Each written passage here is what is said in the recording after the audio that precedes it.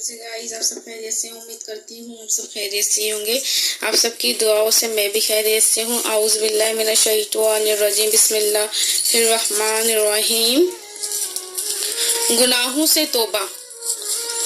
تمام انسانوں کو اللہ تعالیٰ نے مٹی سے بنایا۔ جو جان بوجھ کر غلطیاں کرتے ہیں اور خدا کی پکڑ سے بالکل نہیں ڈرتے، گناہ کرنا ان کی عادت بن جاتی ہے۔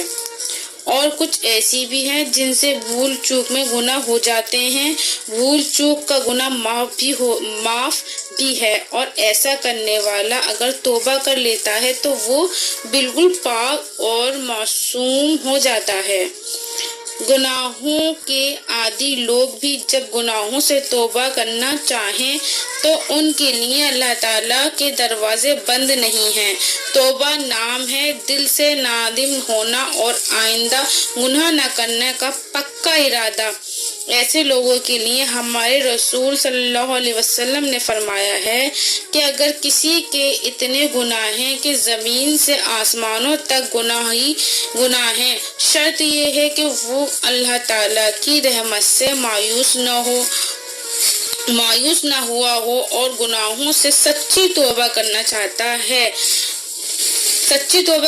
ہو تو جب بھی توبہ کرتا ہے اس کے گناہوں کو معاف کر دیا جاتا ہے۔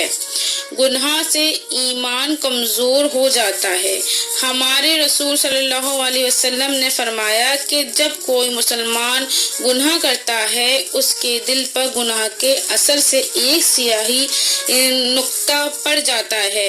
اگر وہ توبہ کر لیتا ہے تو اس کا وہ سیاہ داغ مٹ جاتا ہے، ورنہ ہر گناہ کے بعد وہ نقطہ بڑھتا جاتا ہے اور بڑھتے سارے دل کو گھیر لیتا ہے۔ سارے کا سارا دل سیاہ ہو جاتا ہے، جس کے نتیجہ میں ایمان کی روشنی اس کے دل میں نہیں رہتی۔ ایک اور حدیث میں ہے کہ جس وقت کوئی مسلمان گناہ کرتا ہے تو ایمان اس کے دل سے نکل جاتا ہے اور وہ اس حال میں مومن نہیں رہتا۔ گناہ کے بعد ایمان پھر اس کے دل میں داخل ہوتا ہے اور اسی طرح بار بار ہونے سے ایمانی حرارت کمزور پڑ جاتی ہے۔ دنیا برے کاموں میں جیسے قتل، خودکشی، ڈکیتی، ناانصافی، ظلم و ستم، چوری اور ہر قسم کے برے کاموں سے بھری ہوئی ہے۔ گناہوں سے ہم اللہ سے دور ہو جاتے ہیں اور ناخوشی ہمارا مقدر بن جاتی ہے۔ گناہ کرنا اللہ کی نافرمانی ہے۔ گناہ دو قسم کے ہوتے ہیں، صغیرہ اور کبیرہ۔ قرآن و حدیث ان کی صراحت سے نشاندہی کرتی ہے۔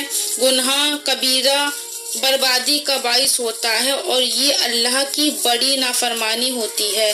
گناہ کبیرہ کو اللہ تعالیٰ تبھی معاف کرتا ہے جب کرنے والا دل سے نادم ہوتا ہے اور آئندہ نہ کرنے کا پکا ارادہ کرتا ہے، جبکہ گناہ صغیرہ اچھے کاموں کے کرنے سے اور روز مرہ کی عبادت سے ہی معاف ہو جاتے ہیں۔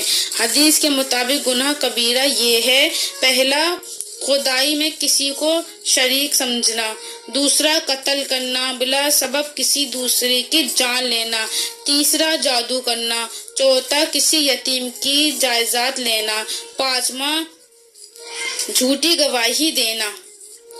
شیطان آدمی کا کھلا دشمن ہے۔ وہ ہمیشہ اس کے دماغ میں برے خیالات کی ہل چلا رہتا ہے اور بظاہر وہ خیالات دیکھنے میں اچھے لگتے ہیں۔ شیطان کی حرکتوں سے بچنے کے لیے پختہ ایمان کی ضرورت ہوتی ہے۔ ہمیں اللہ کے احکام ہی بجا لانے کی ضرورت ہے۔ شیطان ہمیشہ ہمیں گناہ کرنے کے لیے ترغیب دیتا رہتا ہے۔ ہمیں اس سے بچنے کی کوشش کرنی چاہیے۔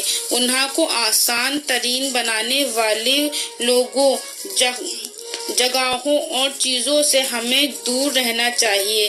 جب برے خیالات آپ کے ذہن میں آئیں تو آپ انہیں یہ کہہ کر دور بھگائیے: اعوذ باللہ من الشیطان الرجیم۔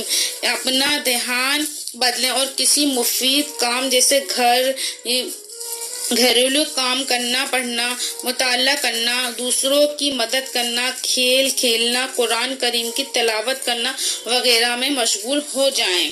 ہمیں اللہ کا ذکر خاموشی سے اپنے الفاظ میں کرتے رہنا چاہیے، یا خاموشی سے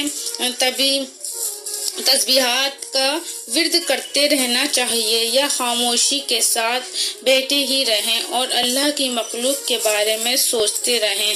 گناہوں کی مغفرت چاہنا لفظوں میں بھی ہو سکتا ہے اور بغیر لفظوں کی بھی۔